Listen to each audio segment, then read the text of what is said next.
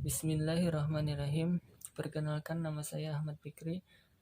Saya mahasiswa UIN Antasari, jurusan Pendidikan Bahasa Arab Lokal C 2018. Jadi di dalam video ini saya akan menjelaskan tentang atap. Jadi silahkan simak video berikut ini.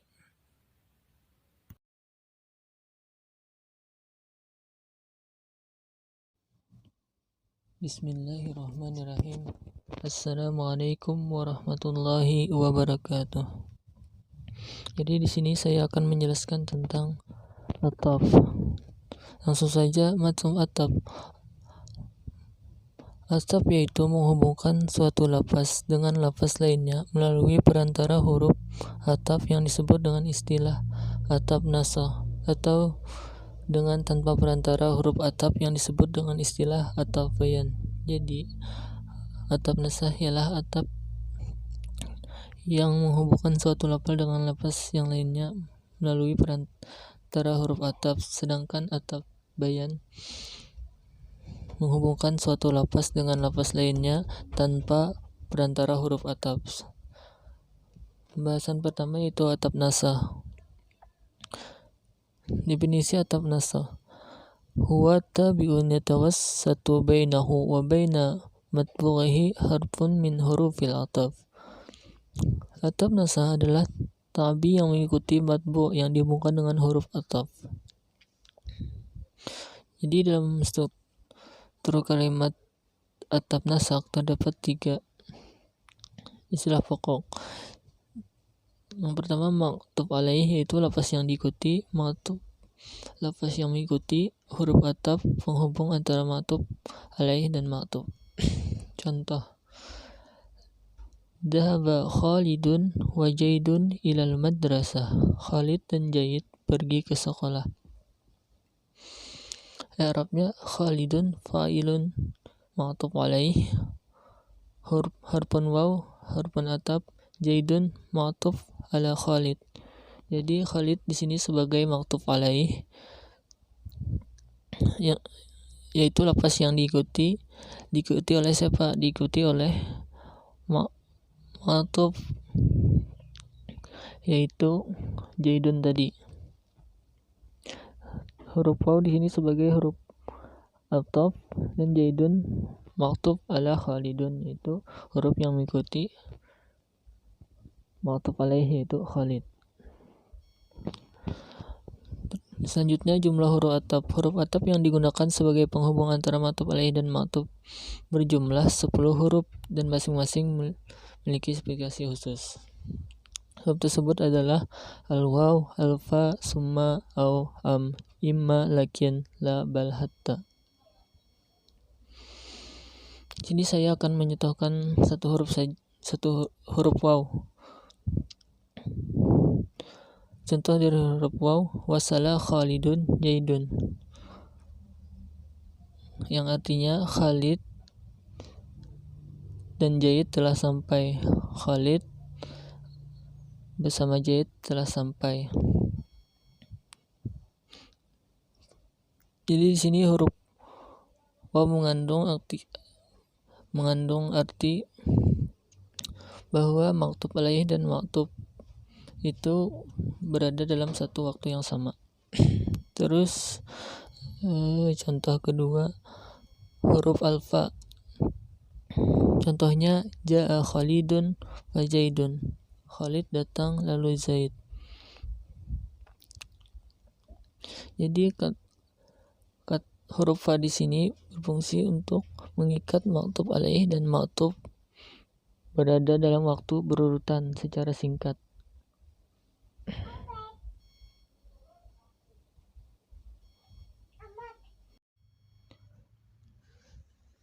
Selanjutnya huruf au yang berarti atau.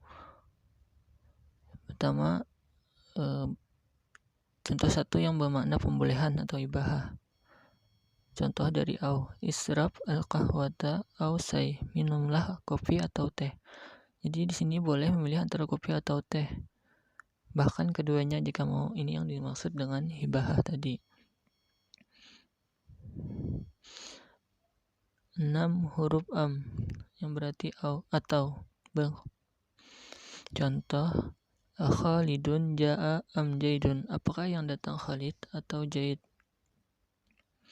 Di sini maknanya harus memiliki dan menentukan siapa yang datang. Jadi penggunaan am ini untuk menentukan salah satu ma'tuf alaih dan ma'tufnya.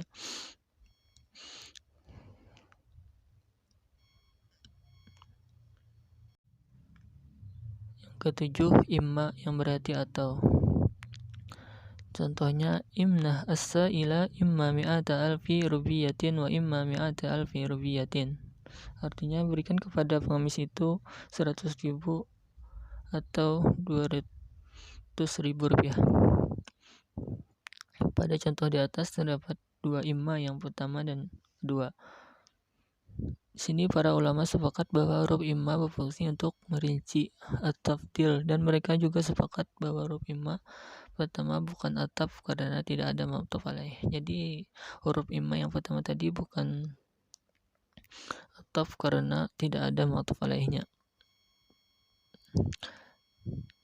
8. Huruf lakin yang artinya tetapi, penghubung yang memiliki arti berlawanan, istidrak. Contoh, ma'akaltu lahman lakin samakan. Aku tidak makan daging tetapi ikan. Jadi maksudnya di sini penggunaan lakin ini ketika untuk mengikat ma'tuf alaih dan ma'tuf yang berada dalam arti yang berlawanan.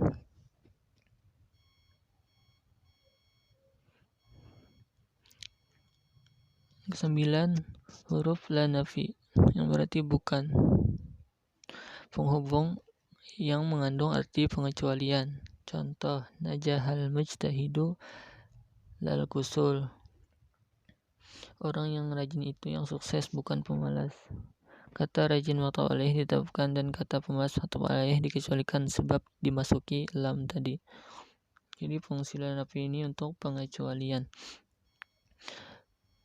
Yang ke-10, huruf bal yang berarti tetapi. Huruf bal dipengaruhi kata atau kalimat setelahnya yang bisa mengandung arti pernyataan perpindahan atau pernyataan pembatalan. Al-idrab intiqal atau al-idrab ibtali. Pertama, ibtali berfungsi mengikat dua kalimat di mana hukum kalimat pertama dibatalkan karena tidak benar dengan kalimat kedua. Dalam hal ini huruf bal bermakna lam. Contoh, al-ajramus samawiyatu sabitahu bal ajramus samawiyatu mutaharrikat. Planet-planet itu diam. Tidak, sebenarnya planet-planet itu bergerak, berotasi. Jadi kalimat pertama di sini bertolak belakang dengan kalimat kedua. Jadi yang benar di kalimat kedua itu adalah pembenaran. Sesuai dengan definisinya tadi, kalimat pertama dibatalkan karena tidak benar dengan kalimat kedua. Yang kedua, intiqal berfungsi mengikat dua kalimat di mana kalimat pertama awalnya menjadi maksud sasaran, lalu setelah adanya huruf bal sasaran ini berpindah ke kalimat kedua tanpa merubah dan membatalkan status hukum kalimat pertama. Contoh, a'udzubillahi minasyaitonirrajim, bismillahirrahmanirrahim, qad aflaha man tazakka wa dzakara isma rabbih fasalla bal tu'siruna al-hayata ad-dunya wal akhiratu khairun wa abqa.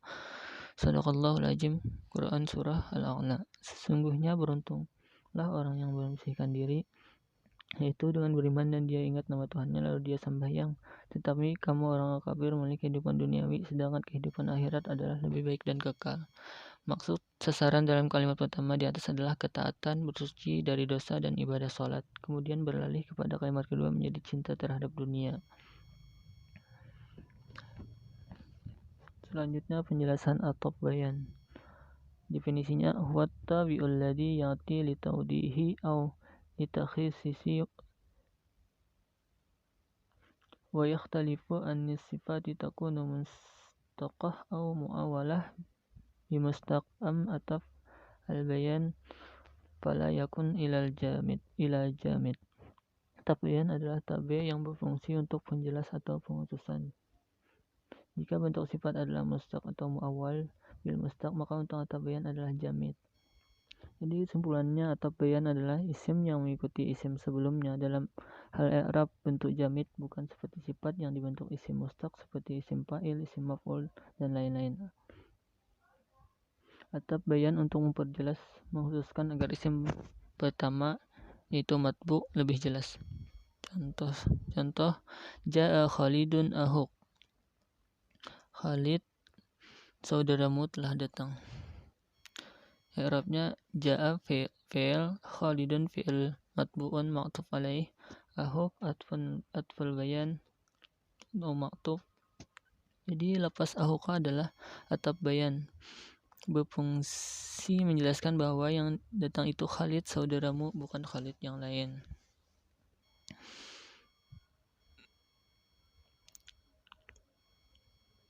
Terus yang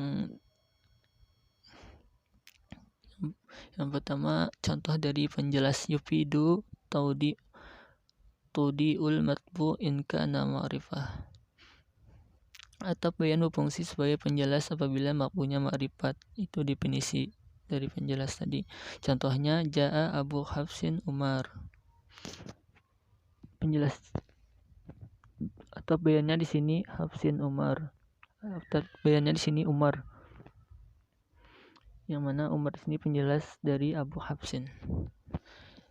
Yang B, pengkhususan, yufidu tahsisil matbu'i in kana nakiratu wa qad yakuna atful bayan wa matbu'ah nakiratain. Atap bayan berfungsi sebagai pengkhusus apabila matbu'nya nakirah dan terkadang keduanya nakirah. Contoh, samiktu kalimatan khutbatan yaumal jum'ah. Aku mendengar kalimat khutbah pada hari Jumat. Jadi lafaz kalimah di sana nakirah yaitu matbu, lalu diproses dengan lafaz khutbah yang juga nakirah yaitu atap bayan. Khutbah di situ sebagai atap bayan dan kalimat tadi sebagai matbu. Hukum kesesuaian antara atap bayan dan matbunya.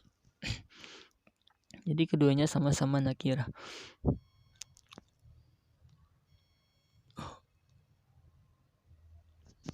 Hukum kesesuaian antara atap bayan dan matbunya. Yang pertama, kesesuaian dari segi tanda i'rab rafa'nya, nasab dan jar kedua mesti sesuai. Kedua, kesesuaian dari segi nakirah dan ma'rifat. Yang ketiga, kesesuaian dari segi muzakkar dan muannas, keduanya mesti sesuai. Yang ketiga, kesesuaian dari segi mufrad, musanna dan jamak. Sekian penjelasan dari saya. Wabillahi taufiq wal hidayah. Assalamualaikum warahmatullahi wabarakatuh.